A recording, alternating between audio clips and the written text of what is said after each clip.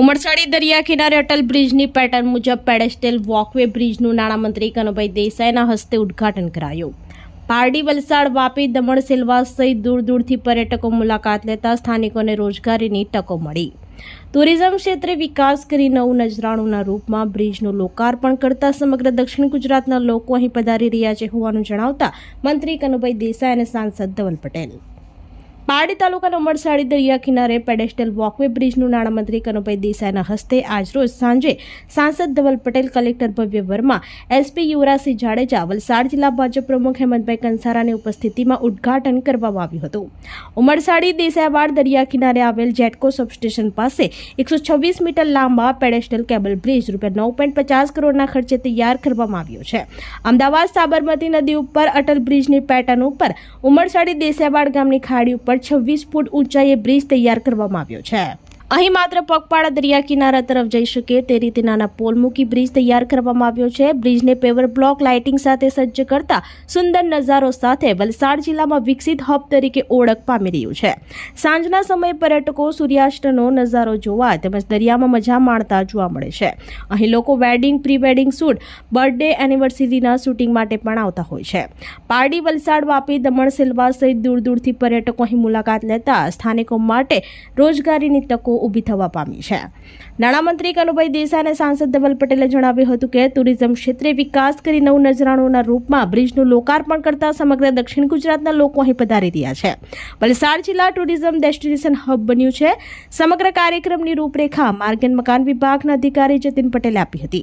આ ઉદ્ઘાટન પ્રસંગે પ્રાંત અધિકારી નીરવ પટેલ, મામલતદાર કિરણસિંહ રાણા, પુનિત પટેલ, સતીશ પટેલ, મનીષ દેસાઈ, ધ્રુવીન પટેલ, મહેશ દેસાઈ, રાજુ નાયકા, ખુશ્બુ ટંડેલ, ભરતભાઈ દેસાઈ, સુરેશ માંગેલા વગેરે ભાજપના હોદ્દેદારો, કાર્યકર્તાઓ, ગામના અગ્રણીઓ મોટી સંખ્યામાં ઉપસ્થિત રહ્યા હતા। પારડી પોલીસ મથકના પીઆઈજીઆર ગઢવીની ટીમે બંદોબસ્તમાં તૈનાત રહી હતી।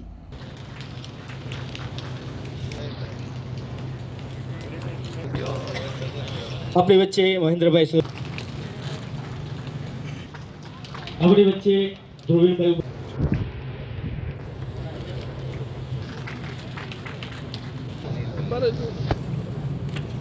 ચાલો આવજો। હર્ષની લાગણી સાથે આપતો વધાવશો। આભાર મંત્રી શ્રી કનુભાઈ દેસાઈ સાહેબ તેમજ કનુભાઈ પટેલ સાહેબનું। મહેશભાઈનું સ્વાગત પણ થઈ રહ્યું છે। સાથે આપણી વચ્ચે માનનીય દંડક અને સાંસદ શ્રી ધવલભાઈ પટેલ સાહેબ પોતાનું ઉદ્બોધન આપશે। માનનીય કલેક્ટર સાહેબ શ્રી ભવ્ય વર્મા સાહેબ શ્રી કોઈ પબ્લિકમાં એમની પ્રશંસા હોય તો એનાથી જ એમનો રિવ્યુ એકદમ સાચો મળી જાય છે કે લોકો કેવી રીતે એમને રિવ્યુ આપ્યા છે। અમે બધા લોકોને કે અમે અહીંયા પાર્કિંગ સારી રીતે વ્યવસ્થિત કરવાની છે, ફૂડ સ્ટોલ્સ વગેરે વ્યવસ્થિત કરવાની છે।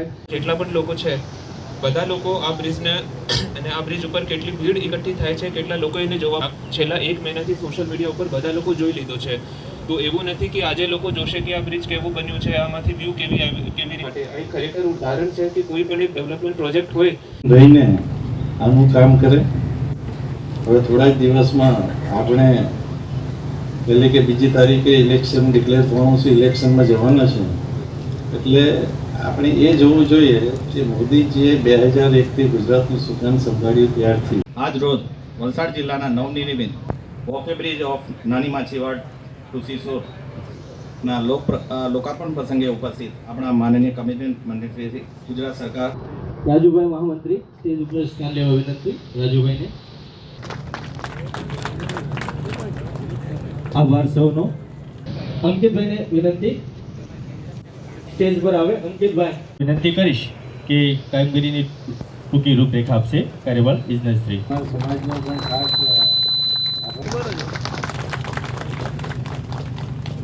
આપણા દેશના યશસ્વી વડાપ્રધાન માનનીય મોદીજીએ ગુજરાતના મુખ્યમંત્રી 2001માં થયા ત્યારથી ગુજરાતમાં વિકાસની રાજનીતિ ચલાવીને સમગ્ર ગુજરાતને એક વિકાસનું રોડ મોડેલ બનાવ્યું। અનેક કામકાજો થયા, રોડ, રસ્તા, ડ્રેનેજની સાથે સાથે આરોગ્યની સુવિધાઓ, આ બધી સુવિધાઓની સાથે સાથે લોકોના મનોરંજન માટે અનેકવિધ ટુરિઝમના કામો થયા। અને એના અનુસંધાને જ આજે ઉમરસાડી ખાતે એક બ્રિજનું લોકાર્પણ કરવામાં આવ્યું। જેના લીધે 6 થી 7 કિલોમીટર લાંબા બીચનું એક લોકોને એક્સેસ મળ્યો અને સમગ્ર દક્ષિણ ગુજરાતના લોકો અહીંયા આવી રહ્યા છે. સાંસદ શ્રી ધવલભાઈ અને અમારી પૂરી ટીમ સાથે જિલ્લા કલેક્ટરશ્રી અને એસપી સાહેબ સાથેનો પણ પ્રવાસનને એકદમ વેગ મળશે. અમારા મોદી સાહેબ જ્યારે મુખ્યમંત્રી બન્યા અને પછી પ્રધાનમંત્રી બન્યા ત્યારે પૂરા દેશભરમાં જે આપણા ટુરિસ્ટ ડેસ્ટિનેશન છે એમાં ખાસ ફોકસ કરીને એમનું ઇન્ફ્રાસ્ટ્રક્ચર કઈ રીતના આપણે ડેવલપ કરી શકીએ એના માટે મોદી સાહેબે ખાસ કરીને દેખો ભારત અભિયાન ચલાવ્યું અને એનામાં આપણા જેટલું પણ કેન્દ્ર સરકાર હોય કે રાજ્ય સરકાર હોય એમાં મદદ કરીને ટુરિઝમ સેક્ટર કઈ રીતના ડેવલપ થાય એના માટે મદદ કરી. અને આ જે આપણા અમદાવાદમાં સાબરમતી નદી કાંઠે જે અટલ બ્રિજનું નિર્માણ થયું હતું અને લોકોનું કેન્દ્રનું આકર્ષણ બન્યું હતું એવું જ આકર્ષણ જે આપણા ઉમરસાડી દરિયાકાંઠે આટલો ભવ્ય બ્રિજ બન્યો છે એ પણ ઇન્સ્ટાગ્રામ અને યુથમાં એક આકર્ષણનું કેન્દ્ર બન્યું છે. પૂરા ગુજરાતભરથી લોકો અહીંયા આવી રહ્યા છે, અહીંયા પિકનિક મનાવી રહ્યા છે. એ બતાવે છે કે પ્રવાસન ધામમાં આપણે અગર સારું ફોકસ કરીએ તો લોકો સામેથી આવશે. અને આ જ રીતે અમારા વલસાડ જિલ્લામાં જેટલા પણ ટુરિસ્ટ ડેસ્ટિનેશન છે એને સારામાં સારી તમે વિકસાવશો. આ બ્રિજની બાબતમાં હું ટૂંકમાં જણાવતો સદર બ્રિજ ઉમરસાડી દેસાઈવાડ અને દરિયાને જોડતો આ વોકવે બ્રિજ બનાવવામાં આવેલો છે.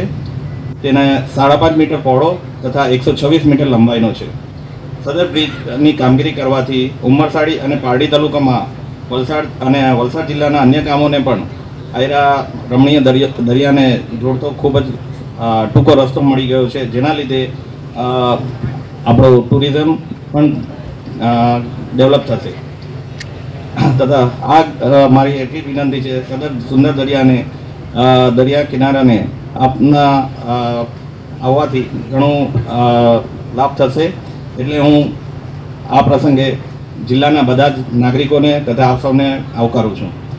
ફરીથી આ તબકે હું સદર બ્રિજમાં લોકાર્પણ પ્રસંગે ઉપસ્થિત આપ સૌનો હું આવકારું છું. આભાર.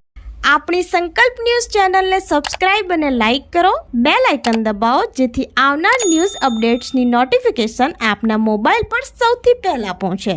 Like, subscribe and share the video.